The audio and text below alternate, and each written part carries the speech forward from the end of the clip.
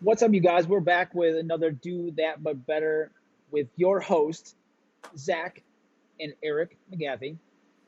I am the older and better looking, and Eric is the younger and the less gooder looking. Would That's you an agree? opinion. Would you agree? We'll take a poll. Take a poll in the comments. Well, I'm like a fine wine. So maybe when you get to my age, you will be better. You you cause headaches I cause headaches, too yes, much and you get a headache. and sometimes I make people puke. Too much of me, and you're gonna puke. But yeah, so Eric, we've just talking to some people. Um, we had people asking about nutrition, and especially it's beginning of the year. We got New Year's resolutions. We got people start thinking about health and weight loss and all their goals. And two things that come up often, and we had some questions about, were macros and intermittent fasting. So two big players in the nutrition game right now. Yeah, you see them everywhere. Lots Absolutely. of ads on Facebook of guys with their shirts off promoting one or the other.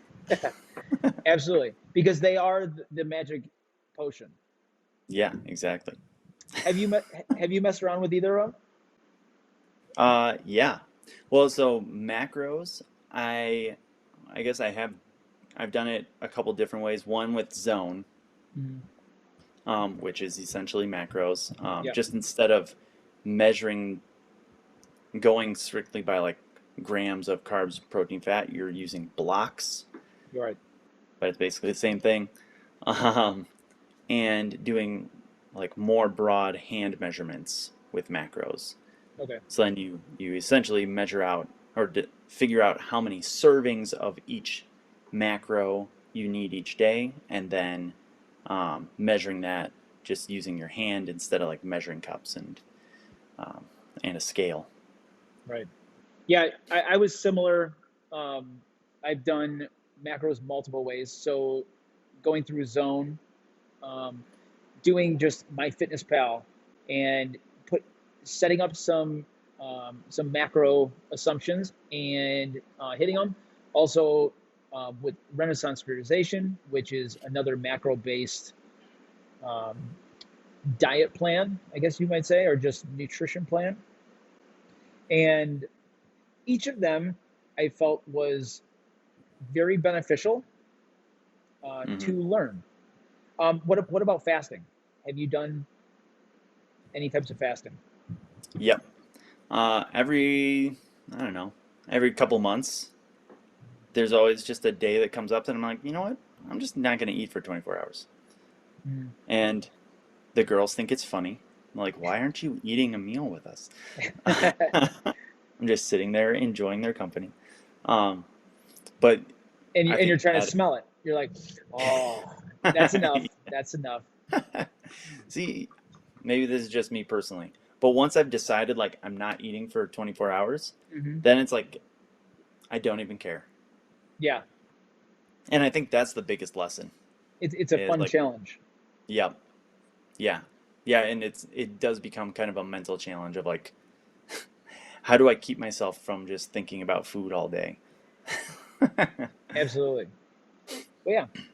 Well, I'll tell you what. Let's dive into our macros. So, what we're gonna do with each of these is just break it down, tell a little bit about what it is, how you do it, and um, and how it can be beneficial for you. So, starting out with macros, all right, with macros. So basically, your food is going to be comprised of certain macronutrients, and so mainly protein, carbs, and fat. These are the ones that we're really going to um, be looking at, and these are the things that are going to make you function well. It, they each have their own amount of calories. So protein and carbohydrates have 4 calories per gram, and your fat has 9. And the idea is that if you are staying under your calories and within your macro prescriptions, that you will be losing weight or gaining weight, like depending on what your goal is, right? So just doing macros doesn't mean anything. What we're trying to do is find a breakdown of these macronutrients to add up to the calorie needs that you need for health, performance, body composition, and anything like that. And body composition change. There you go. So that's Yes. what most people are looking for, is some sort of change. Um, that's what, that's what you're adding it up to. And so you have to go through the calculation, right, Mhm. of like age, weight, activity level, to find essentially how many calories you're burning right now. And that's a range, Right. like give or take. So all of this stuff is estimates to start, but you take that calculation, you get your number, and then that tells you more or less how many calories you need each day and how many calories from each macronutrient you need to stay balanced and to start moving toward your goals. Mhm. Now, I don't think that it necessarily has to be for body change. Now, most people will. Like most of the time, the reason that you're doing this is to change your body composition, whether it be um, gaining weight, losing weight, losing body fat, stuff like that. But when you're measuring your macros, you can really be doing all kinds of things, including just performance or health. And um, it's to me, macros is observable, measurable, repeatable evidence for any kind of, I guess, any kind of goal that you want. I'm not even Mm-hmm. going to say because you might be eating the same amount of calories per day just because you have great habits and you're not gaining, you're not losing, but you want to maybe I want more energy when I'm working out, right? Maybe you're an endurance runner. And so now we can take these macros and we can adjust them for more energy. Maybe you're, so even, hey, I'm looking to get stronger. I don't necessarily want to be adding a lot of weight, but I want to be able to perform better in the gym. And it's like, all right, well, we can be looking at what you have and what you don't have. Same thing. So yeah, we could be adjusting protein, we could be adjusting carbs, and also adjusting fat. And somebody might go on a super low fat diet, and guess what? Um, they might be negatively affecting their hormones. And it's like, Mm-hmm. oh, guess what we need to do? We need to add some more fat in. And so this has nothing to do with body composition. It has to do with getting the foods in that you need. Yeah. Yeah, that's a good point. Yeah, and I like the idea of I think of it like a science experiment, because there is so much tied into food and eating, like Mhm. so much of the social aspect, that personally when I'm doing macros, I think of it like a science experiment, because then you can kind of separate that and be like, I'm setting aside the social stuff for however long because I'm eating out of Tupperware for 3 months Right. to do this experiment, right? And I need to, control those variables. And I think that's a huge benefit of tracking your macros, Mhm. that like everything is accounted for, right? Right. Your cooking oil and everything. Um, and that's also one of the challenges, is that it's tough to go out to a restaurant or go to a party with friends and just eat what's out on the buffet when you're doing macros, unless you bring your measuring cups and scale with you. Yeah, and I'll tell you what, I think that it also brings in a little bit of anxiety. At least it did for me when you go to that party and you're gonna have a couple Doritos, and you're like, I don't have my scale, or like what is this gonna do? And I don't think that macros are like, I don't think that that's the intention of it, but it is something that happens when you start doing it pretty religiously. And I think that doing it like that is very important. If you have been having trouble getting the body composition that you want or the results that you want with your food, or even you're just having health problems because of your food, it's like, you know what, do this for a little bit, and Yeah. it can be very beneficial to see what you're doing. And actually, let's go into that a little bit. So we talked a little bit about finding your calories and their macros, but let's dive into it a little bit more. So what Eric was describing earlier is you can put um, your body into a formula, basically. So your age, height, and weight and activity, and what this formula is going to do. You can either do it on a calculator on online, or you can even look at, there's the formula. Go to Wikipedia, base metabolic rate, and you can do it yourself. But it's gonna say this is how many calories you are burning per day. All right, and then once you have that, what we need is to be in some. If let's say we're gonna just assume that somebody wants to lose weight. All right, so they want better body composition, they want less body fat, more muscle, and now we need to be in a caloric deficit. Now we can do this a couple of ways. You could just stop eating, and you might be in a caloric deficit, but you're not necessarily going to be getting the body composition that you want, the energy that you want, and all the health benefits that you want. So now, if we start cutting our calories um, by small amounts, and let's say 250 calories a day, right? Now we're looking at 1 pound a week, and we can start systematically lowering our food, but also making sure that we're getting the food that we need in. All right, so this is going to be keeping our muscle. So we've got our protein, carbs, and fat, and a good place to start is 40 30 30. All right, so um, we're going to be um, I forgot what I was just talking about. Macro breakdown, Oh yeah, percentages. so yeah, so we want to make sure that we're getting enough fat, enough protein, and enough carbohydrates. And so now we're gonna say that you're burning 2,000 calories a day, and or let's say that 2,000 calories is the amount of calories that I want to get to lose weight, right? So to be in a 250 calorie deficit. Now, like we talked about, our protein, carbs, and fat are going to have different calorie amounts, and so 40% of your calories are going to come from one, 40% from the other, and 30 from the other, right? And we could even do almost like a 30 30 30, right? 33, but just keeping it nice and easy. All Yeah. right.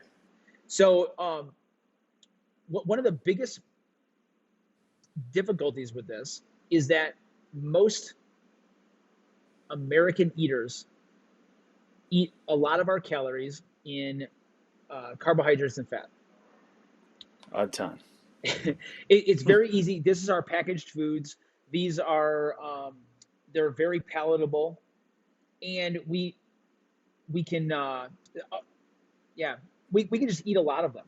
You know, if you think about eating a piece of pizza, it's like it's really easy to have another one even when you're full, versus eating another piece of steak, right? Yeah. So so most people that I talk to, when we talk about nutrition and we go over what they're eating, it's almost always a very high carbohydrate and fat ratio to your protein.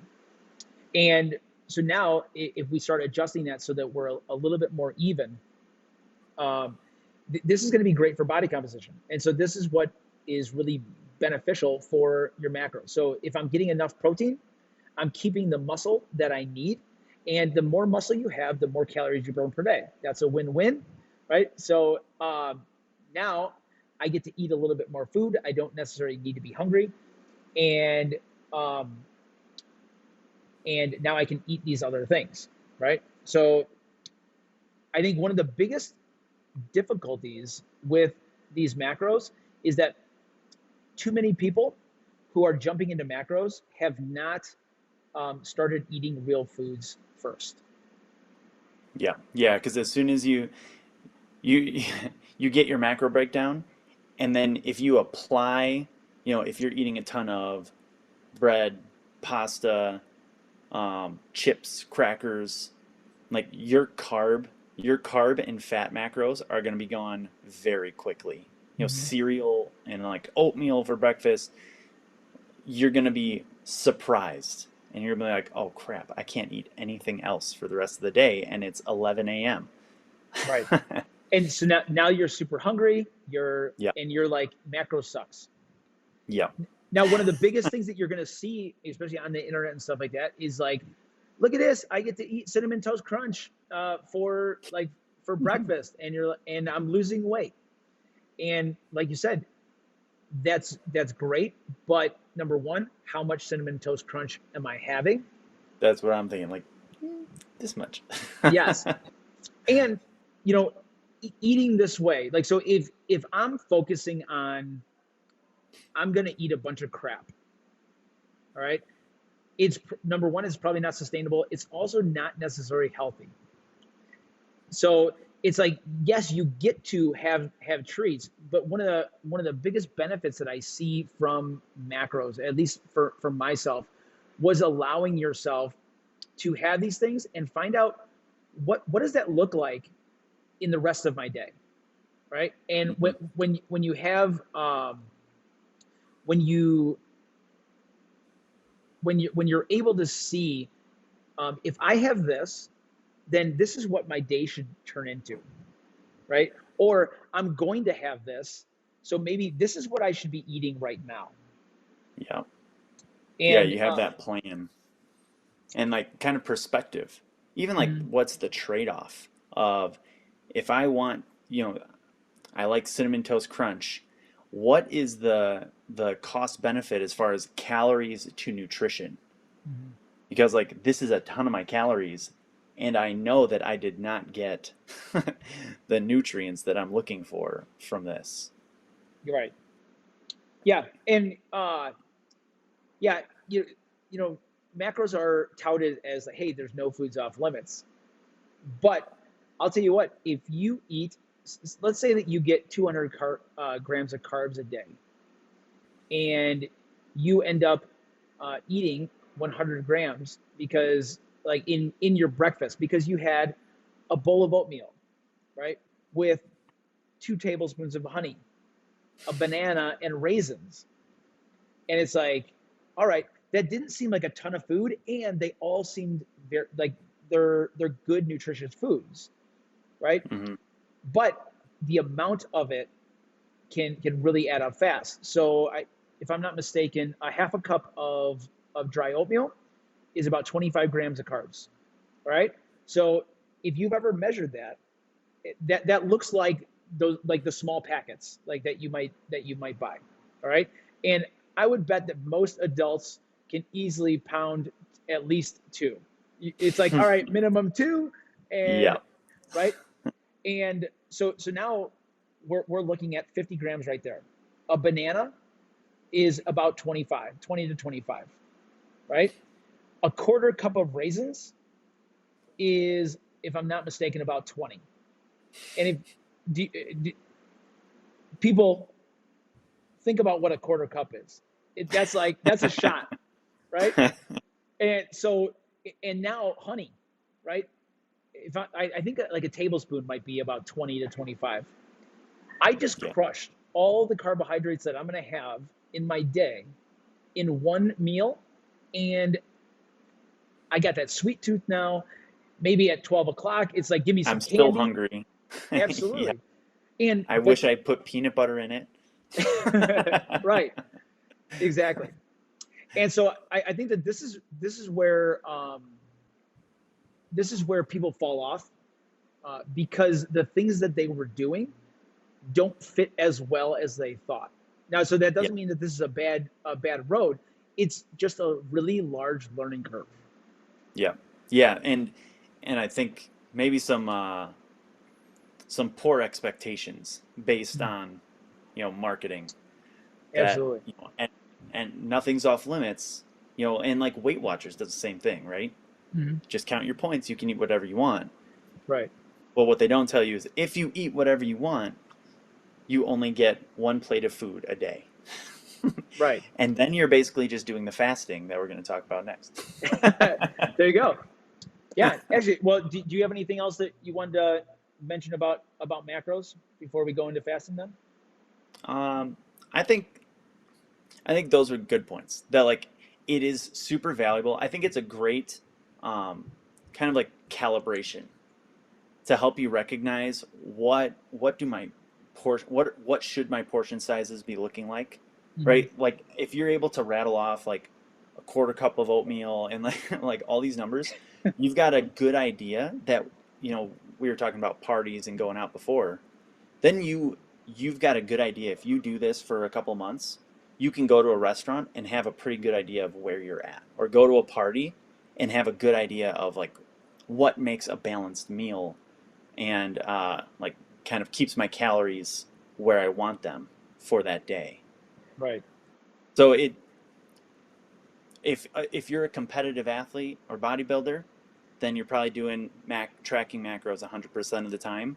I think for Mhm. most people, it is a great benefit to do every once in a while for a couple months to recalibrate and figure out like where am I slipping, where could I do better, um, and like I said, just get a better idea of what those portion sizes should be looking like and what the ratios of macros should be looking like. Yeah. And I'll tell you what, I think that anybody who has never done macro tracking before, I would get some help. So I think that it's very difficult to do on your own. And number one, you need to prepare your food. That's Yep. like that is a it's not even a question. If you're going to be tracking your macros, you have to, or you will not do it. Like you Yeah, won't do it well. either You're gonna that or you have to have like purchased meals that are already done, yeah, which those are out there, and they're now they have really good meals. yeah, So that is an option, but yeah, you're gonna have to learn how to cook yep. and measure. It's gonna be a pain in the butt, but like you said, I think that it is an invaluable tool if you do it well for a while, so that you can look at a food and go, I know what that is. Hmm. And actually, that was one huge thing that helped me a lot was knowing what is a good source of protein, and by how would I describe it? Like a pure source of protein, a pure source of fat, a pure source of Right. carbohydrate. Because um, you know, if I'm eating, so if I'm eating, let's say peanut butter as my protein source, right? And yes, it does have protein, and that's fine, especially if you are vegetarian, vegan, something like that. You're going to need to get things like that in as protein, beans and stuff like that. But they're also a source of fat and carbohydrates. And in fact, peanut butter is, I think it's got 16 grams of fat and like 8 grams of protein or something like Right. that. So you're going into it thinking that it's this, and it's like, oh no, it's this. If I want protein, I'm going to get whether it's eggs, like egg whites, chicken, things like that. And now you can start going, all right, I need to get 30 grams of protein, but I already had my fat for the day. And you can start easily going, I can eat that, I can eat that, and I'm there's no question anymore. Yeah. Yeah, and it's funny. I was just on a plane the other day, and the people next to me ordered it was like the protein pack nut mix. Yeah. And I thought I would love to look at the label on that because, like you were saying, to clarify with like peanut butter, that's the one that always comes up. They're Hmm. like, but isn't this protein? Even if, let's imagine that there were 4 grams of fat and 4 grams of protein in your peanut butter, Hmm. right? That protein is 4 calories per gram. So you've got 16 calories total from protein, Hmm. and the fat is 9 calories per gram. So you've got 36 calories Right. from fat.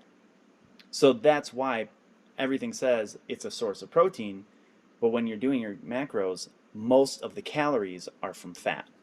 Right. And so that's why we have to pay attention to that stuff and don't believe the words on the box.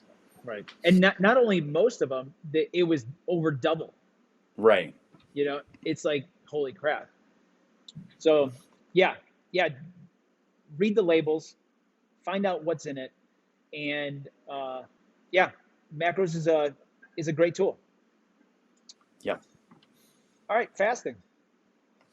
So here's a goal. So people often ask about either intermittent fasting. Should I be intermittent fasting? And also like fasted cardio and things like that. And fasting is not new. It is something that people have done forever, and you actually do it um, every time that you don't eat. so, so what we're talking about is not eating every now and then. And so this could be that you slept for 10 hours. This could be that you didn't have a snack before lunch. So there are a lot of prescriptions that people will use. So there's the 12 and 12, there's 16 and 8. So which would mean that you eat all of your food in a 12-hour window, and then there's 12 hours where you will not, or you can go 16 and 8. You can do a 24-hour fast. Some people will do up to like 72. There's all kinds of fasting that you can do, and there are benefits. And now there's a lot of talk about about hormone benefits, right? And this is with like insulin and things like that, where when we are eating, especially if we're eating high carbohydrates, lots of sugars and things like that, this is going to bring our blood sugar high. Your body is going to produce insulin to regulate that blood sugar. And in the U.S. right now, hyperinsulinemia is a big deal, right? And this is like a precursor to diabetes, right? And what happens is if you are eating just very sugary foods and things like that, we're getting a spike, but your body wants to regulate it, and we want to have little energy like waves, right? So you eat, and then you stop eating, and now your body starts digesting and things like that, and then you're going to get hungry, and now we're going to start going back up again because we eat and then we come down. But say that you're drinking pop, and boom, it shoots way up, right? So now we're sky high, and you got to produce a lot of insulin to bring it back down to normal levels. And the more we do that, and the more that we're up here, the more insulin that your body needs to produce to bring it back down. So now it's almost like if you're pouring or spraying perfume into a room, right? You spray it in, and it's like, whoa, what's going on here? And but if you're in that room for long enough, all of a sudden you don't really notice it anymore. And what can happen is if I'm up there for that long, I've got these high doses, your body stops recognizing the insulin there. So now your body needs to produce more. Eventually, this can lead to breakdown, and your body can stop producing insulin, and now you become like type 2 diabetic. So Yeah. now, if you are eating pretty normally, and we're keeping our insulin levels to a just a gentle wave instead of peaks and valleys, we don't need to worry about this that much, right? But because we wake up and have that healthy honey granola bar and our mocha everything, and just continuously eating these foods, we need a reset, right? Yeah. And like you were talking about, those foods, they allow you to still be hungry even though you had lots of calories, right? And so we're able to keep doing this really often. But when we stop for a while, let's take 8 hours, right? It lets our body regulate. Our body starts to work the way that it's supposed to, and this can be really beneficial. 100%. Yeah, and even, like though, like you said, feeling hungry. If I have a carb dense breakfast, I will be hungry all day Mhm. because that blood sugar has spiked up and now it's dropped all the way back down. So you've got a massive difference Right. that's happened. Where if you keep things level, if you keep like, your carbs at a normal rate and you bring in your protein and fat to buffer, now you're keeping that level. And then throughout the day, whether or not you eat, those hormones are going to fluctuate a little bit. And that's a lot of times where you feel like hunger. Right. But because it's a wave, you know that like if you wait a few minutes, it's going to balance back out and it's gone. Yeah. Which that is like one of my favorite things about fasting is learning that and learning what it feels like. Because we're so used to being stuffed all the time Mhm. Yeah. that I mean like when's the last time you never really have to feel hunger I actually, in the US. I wonder if I've ever actually been hungry. So I wonder if because there, yeah. So the most I've ever done is a 2 day fast, and I just did it just because I was curious, right? Hmm. And um and I was fine the whole time. There was times where I wanted to eat, but I know that just from the things that I've done, like just with macros and planning meals like every 4 hours and all that, I walk home or like I walk into my house and I immediately go to the refrigerator Hmm. out of habit, not because I'm hungry. And I started noticing those things. But I really wonder, have I ever had like a hunger pain? Right? Right? I mean, most of the time, it's 4 hours between meals. Yep. It's like, are you kidding me? I'm not hungry. And I wonder about this all the time with kids Mm-hmm. because I mean, I think everyone's familiar with the struggle of like, it is lunchtime, you have to eat right now, or you're Mm-hmm. not getting food until dinner, right? And so, like, we have these socially constructed eating times, but then kids are like, I'm not hungry. And then all of a sudden, an hour later, they're starving. And I think that they're just better at paying attention to what it actually feels like. Right. Whereas once you become an adult, you go to school and you learn to eat at the specific times that are set aside to eat, Right. which is, again, I think fasting, that's like the biggest benefit is figuring out like what does hunger actually feel like? Maybe. Right.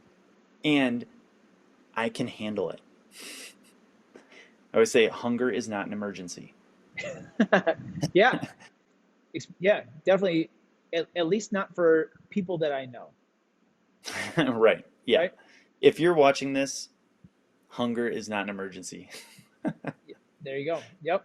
Now, so now one of the benefits, I guess, of intermittent fasting is that um, it often will put people in a caloric deficit, right? So lots of times people are using this to lose weight, body composition, um, anything in that realm, right? Mm. But it does it artificially, and that's fine. But if we're looking to lose weight, you need to be in a caloric deficit. And if I adjust my eating so that I can only eat in an 8 hour window, number one, I might not have time to have enough meals to eat over my calories, right? So, Enough normal meals. right. But in that, if I'm doing a 16 and 8, I could, in that 8 hours, really crush a crap ton of food and be in a caloric surplus and gain weight and not have the body Easily. composition that I want, right? Yep. And so it is not a catch-all. It's not like it works 100% of the time. But for many people, just because of our daily schedules and things like that, um, because you're probably going to eat the same things that you usually eat. But if you just cut out 1 or 1.5 meals because of the time frame, then you just ate less and you're probably going to lose some weight. Yeah. So that is definitely a win. So if that works out for you, now some people, they just don't like to eat a lot of meals, and like so many people are like, well, I don't really like to eat breakfast, but I know that it's the most important meal of the day, and so they eat, and it's like you weren't hungry, you don't necessarily need to eat, and Totally. and so this might be a great option for somebody like hey, I don't like to eat until lunch. I just have coffee. I'm really good. I can focus really well, and it's like, all right, don't eat then. And maybe we're doing this intermittent fasting. And actually, if you think about even in the history of the world, right? When did people eat? So, you know, even just say like hunter gatherer, you're eating when you have food, and Yep. that's about it, right? Then you can even go into let's say 100 years ago, you're on the farm, you wake up really early, maybe you didn't go and have breakfast yet, or Had to go even feed the cows, and you right, have chores first. As soon as you wake up, yep, you come back and grab something on and mid that morning. And and that can work just fine, right? You could, let's say that you eat at 5 o'clock, and then you don't eat again until 6 a.m., right? So you have your dinner, you go to bed at 8, and now you wake up at 6, and guess what? You just did like a 12 and 12 fasting, and hmm this was a normal thing, and and that is totally all right. But it's not necessarily a magic diet cure. It's just like, hey, stop putting food in your mouth all the time, yeah. right? Now, here's the thing: just because you're in a caloric deficit doesn't mean that you're getting the body composition that you want. So now I'm eating 16 and 8, and again I'm eating just cinnamon toast crunch and gummy bears. It's like, well, guess what? I didn't get the protein that I needed. I'm not getting nutrients that I need, but I'm eating a bunch of garbage, right? So I'm getting the calories. I'm possibly losing weight, but I'm not getting what I want. And like now we're losing muscle mass, right? So we might be losing weight because we're in a caloric, like, so weight on the scale. We're not necessarily always losing body fat. Yeah. So once again, even though this can be a really beneficial way to eat if it fits in your lifestyle, it's not necessarily going to get you everything that you want. Right. Yeah, and I think what you were saying before about possibly still gaining weight while fasting, I think that is a big mindset um, shift that you need to bring into it, because I think typically if you don't eat for 16 hours, you're like, oh, I'm starving. And then it's like, just give me everything. Mm-hmm. Where you have to recognize, like, you're skipping those meals and you're eating normally. You don't have to stuff yourself. Eat till you're satisfied. Eat a Mm-hmm. normal amount of food that you usually would, and move on instead of trying to make up for the time that you weren't eating. I Right. think that's a tough shift going in. Right. Yeah. And we recently did the 800-gram challenge, hmm and getting 800 grams of fruits and vegetables a day. And if you focus on that, right? I mean, number one, the amount of food that you get, the how full you feel, the amount of nutrients that you're getting, and at a low caloric cost. hmm It's fantastic, and I really think that people feel good when they're eating food that they know is good for them. And now it's hard when um, you've got that little person on on your shoulder, like the person who's bringing in the donuts and stuff like that. But if you're eating if you're eating quality food in the first place, having that donut when somebody brings it in is not a big deal.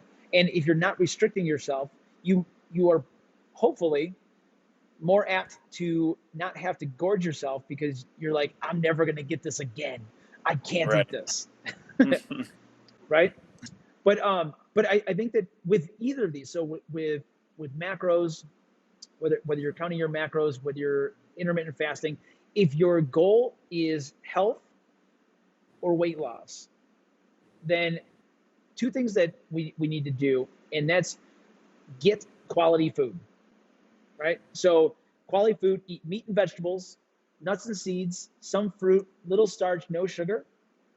And if we're doing that, you're going to be doing pretty darn well, and it's going to help you in your macros, right? It's going to keep those calories down. It's going to let you have enough food so that you're not starving, um, and it's going to get you the protein that you need, which is going to help you stay full, and and really it's going to get you all the nutrients that you need. So all the your real foods are going to be nutritionally dense, which is really what we want. We don't want calories. We want calories with nutrients. And once you have that, then either of these are going to be very good. And now you can start fitting it to your lifestyle. Do I want to have a very like laissez-faire? I can eat whatever. I don't have to worry about too much, and um, and I don't really care when I'm eating. Then go ahead and do the intermittent fasting. That can work really well for you. If you really want to dive into what exactly I should be eating and what that would look like, then I feel like the macros is for you. But if you're just looking for health, if you're looking for um, if you're looking to keep your weight at a reasonable level, right, or your body fat at a reasonable level, then it's like eat meat and vegetables, nuts and seeds, some fruit, little starch, no sugar. And then you Hmm. can even start getting into a little bit more of like how much protein am I getting in, right? And then if you need to go farther, that's when it's hey, keep intake to levels that support exercise and not body fat. Yep. And that's where macros can really come in if you're having trouble and you're already eating the foods that you should be doing. Yep. Yeah. I mean, moral of the story, the fundamentals work. Yes. Eat real food. And these, macros, intermittent fasting, Weight Watchers, Atkins, Zone, they're all of these really all they're doing is helping you do exactly that. Is eat real food and eat it in amounts that supports exercise and not body fat. There you go. We all right, I'm going to throw out a Bible story, one of my favorites, of Okay. Naaman, who is this like general guy who has leprosy, and his servant says, "You should go talk to Elijah." So he goes to talk to him, and Elijah says, "Go wash yourself in the Jordan 7 times." And Naaman says, "In the Jordan? Like that's a nasty river. Why do I even ask?" Uh-huh. And his servant says, "If he told you to go give like all these sacrifices, do all this fancy stuff, you would have done that.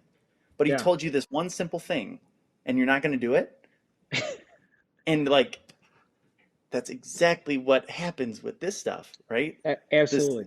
the answer is simple, but we want something fancy, so we go to fasting or we go to macros, and it helps. It does help, but it helps you do those fundamentals. Yep. What would you say? What has been your favorite? Um, what has been your favorite like nutrition style that you have ever done? I I think the hand measurements Yeah. because it was just like so easy to track. I could just Hmm. like keep it on my phone and I didn't have to weigh and measure everything. I could just like look at my hand, and like, yeah, about there. Yeah. And like I got the exact results I was looking for, which was also awesome. Yeah. I feel like for me the easiest to understand was paleo.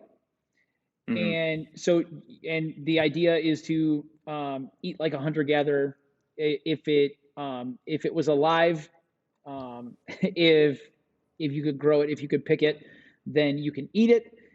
And I think that the reason was it put me into the quality foods first. It was like, I'm not eating that because that was processed. So it's going to be, I'm eating salads, I'm eating green beans, I'm eating cauliflower, I'm eating meat, and my plate would be meat and vegetables, meat and vegetables, meat and vegetables, Hmm. and really, if you're doing that, you can probably eat as many times as you want because you're going to be full. Like you're going to get sick of chewing Right. before you're eating more calories. And then if you really want to dive into being more specific, or a lower, if you're trying to get in like the single digits body fat composition, or Hmm. really maximize strength or performance or something like that, then start measuring. But I think that it was just the easiest for me to understand, and without a ton of rules. Yeah, that's a good point because I feel like paleo seems so long ago now Hmm. that I feel like that's just the norm is like meat and vegetables, Right. right? And so it's almost like just in the background of like, yeah, that's just how I that's that's what I consider food. Yeah. And then these other things layer on top, which is exactly what we were saying before. Like eventually you have to come to terms with the fact that like you need to eat real food and need to cut back on processed stuff. Yeah. And then all of these things get a lot easier. The methods are many, but the principles are few. Yep. And if you have the principles, then you can use almost any method. So it's find those principles, eat meat and vegetables, nuts and seeds, some fruit, little starch, no sugar, and keep intake to levels that support exercise and not body fat. Mic drop. All right. You guys, let's do that, but better. If you guys have any questions on nutrition or you need any help, reach out to us. Eric, where can they reach you? At Eric McGathy on Instagram and Facebook. I'm on Instagram at zmcgathie, and at CrossFit Chicago Heights on Instagram and Facebook. All right, you guys. We'll see you next week. All right, see ya.